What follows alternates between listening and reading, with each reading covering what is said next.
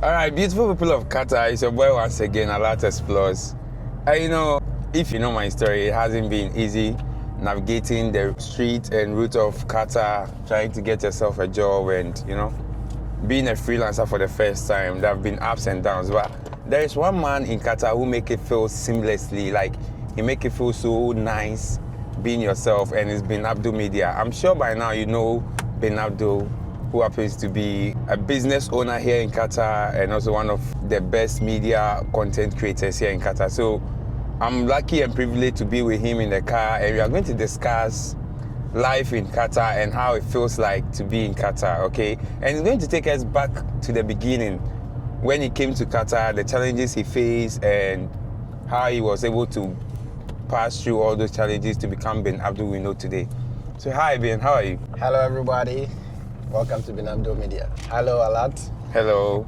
All right, so today I'm going to be the host, okay? I'm going to ask me a couple of questions. So, Bin Abdul, can you tell us about yourself? I am Abdul Ghani Abdul Salam. Everybody knows me to be Bin Abdul. For those of you who don't know the meaning of Bin, it's an Arabic word. It means the son of. So my name is Abdul Ghani, the son of Abdul Salam. Okay. Yeah. So what do you do in Qatar? And how long have you been here? I am in my 12th year now. First of all, let's go back. I wish to say hello to everyone watching us today. If you are new here, kindly subscribe, be part of our family. And if you've been here before, we appreciate you. Thank you very much for coming back. We came to Qatar 12 years ago as normal security guards. It wasn't easy. It's been ups and downs. We came to meet one manager, Ray Vaughan, who was a very strict manager at the time. We went through rigorous training, military training at the time. In Ghana, we don't value security, right? So when we came here, we thought it was the normal watchman that we do in Ghana. But when we reached there, it wasn't so. We went through military training, but trust me, that military training prepared us to survive any circumstance here in Doha, Qatar. So fast forward, from security training, I became a site leader, which you guys call supervisor, and then I got promoted to work in the head office as a document controller, as head of marketing, and gradually I currently own a business. Yeah, so basically that has been my life so far. That's a nice experience. You could see the gradual transformation from a security guard to a supervisor to a marketing manager, and yes, that's one thing some of us lack or we don't want to go through. We feel like life should be just from security guard and straight to a managerial position. No. You see the way Bin Abdul narrated the whole thing. We came, vigorous training, supervisor. Yes, that is how life is supposed to be. That's how, one thing I've noticed about life, when you take your time and you go through the phases of life, every phase teaches you something. It teaches you a lesson. But this video is not about me, it's about Bin Abdul. So we go back to Bin Abdul. We have a couple of questions to ask him. So Bin, can you tell us some of the challenges you faced when you came here in Qatar that you nearly wanted to quit, like that quit moment? First challenge we faced was the manager we met. I told you about that security manager we met, a Chinese guy. Yeah. An ex-military officer who was very strict at the time. The training, some of us couldn't survive it. I remember one guy, Sadat, he couldn't endure, so he had to go back home, unfortunately. But some of us were able to endure, and we were able to sail through successfully. Another challenge was our predecessors, those who came before us. They didn't give us the right information. It was really tough. I mean, we could have met some destiny helpers, a lot of destiny helpers, but because of the information these people gave us, we were afraid to mingle with the right people. Okay. It was a challenge for some of us who had intention to connect. Okay. So I don't want to cut you off. Talking about connection and networking, do you think living in Qatar is very vital for you to connect and network in order to progress or to navigate the Qatar terrain? What do you have to say about that? Wherever you find yourself in this world, try to be free with anybody. Do not make enemies. Try to socialize, right? Try to be friends with anybody, regardless of the person's position. You have no idea where you will meet that person tomorrow. You may see a cleaner today, you underestimate the person, you will find the same cleaner as managing director tomorrow. So you need to connect, you need to socialize, you need to be free with whoever you meet. Yes. So now let's come back to the business aspect. Running a business in Qatar, are there any challenges are there any problems you face if you want to start your business? In case there are entrepreneurs watching us, people want to start their own businesses, what advice do you have to give them? Is Qatar a place where you can start your business, where you should run your business, where you should even consider giving it a go? Thank you very much for that question. Myself, I have been doing business in Ghana. I own a couple of companies in Ghana, two companies here in Ghana. But over here, this is the first time we are establishing, and we hope for the best. Over the 10 years, I have been managing companies for other people, the locals, right? The owners of the country. And there are ups and downs, like I said, but with proper measures in place, every business is capable of succeeding. Coming to your question, it used to be tough to establish a firm here in Qatar. But right now, the authorities in Qatar have made it easy for everyone to own a legal business. And the cost is very affordable, it's very moderate for everyone to own a business. First, you would have to go through the CID to make sure you don't have any criminal record. Once that is cleared, then you will go through the processes. They have a powerful system which they call the single window.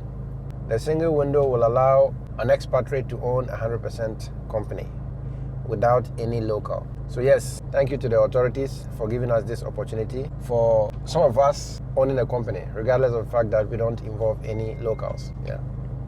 Okay, thank you very much. I think a lot has been said and a lot has been learned so far. So Ben Abdul, what is going to be your go-to advice to anyone, especially the newbies in Qatar who want to stay for long? You know, some people come to Qatar, they stay for only 1 year and they just want to go back home. They feel like it's very tedious, it's very difficult. What is going to be your advice to those people? My advice to the freshers, do not follow the wind. Follow your passion. If your talent is a driver, stick to being a driver. If cleaning is your talent, stick to it. Giving your all, show up every day. Do not say Alat is a safety manager, he's getting huge salary, so I'm going to do safety course, I'm going to do blah, I'm doing what. Maybe you might do all those courses, but you wouldn't get the opportunity Alat got. Yeah. And so whatever you know how to, if you know how to cook, be a good, whatever job that you have, give in your all. And then at the appropriate time, you'll be able to establish your own restaurant. If you know how to barber hair, connect, right? Socialize, tell people this is what I know how to do. Try to make friends, right?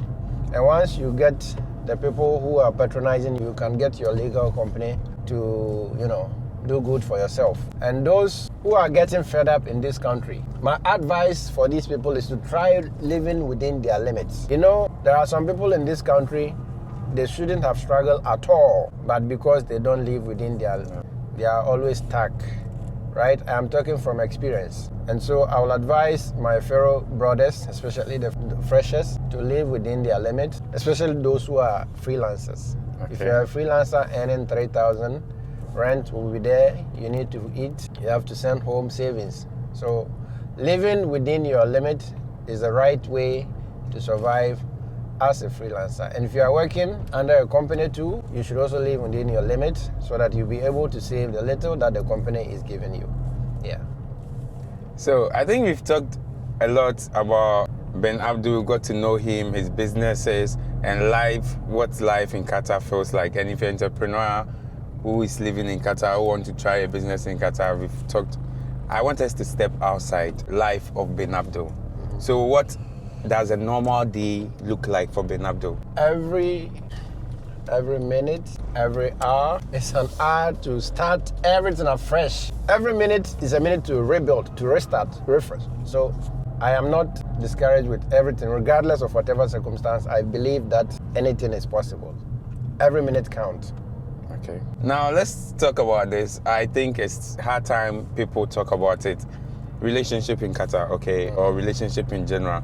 Do you think, as a person who've traveled to maybe Qatar for the first time and you're now trying to navigate yourself, you're now trying to stabilize yourself, do you think it's important for you to indulge yourself in relationship? And to you, what is your actual take on relationship in Qatar? If both the lady and the guy are working, you can be in a relationship and even get married. That is, if both of you are working, getting fairly good salary, why not? But if you're a fresher, it is not advisable to be in a relationship that will cost you money. Because like I said earlier, this is not our country. This is someone's country. We are all here to hustle. Yeah. And so yes, if you are doing a good business, earning good salary, you can be in a relationship and probably get married, yeah. So in a nutshell, you believe in let's build together when it comes to relationship. Let's build together doesn't work here. For example, you are not earning good salary, Okay. and you want to bring your wife on a freelance, which means the lady is not working. The lady will be in the room. You have to pay rent from the salary that you're earning. You need to provide food for the lady, all right? Yeah. And then you have to consider saving as well. And so my advice to everyone who wants to bring his girlfriend or wife or whatsoever, it is advisable to seek for employment offer for the lady to come. It is not advisable to bring the lady on a freelance. It will cost you money. I am a living testimony and I went through hell.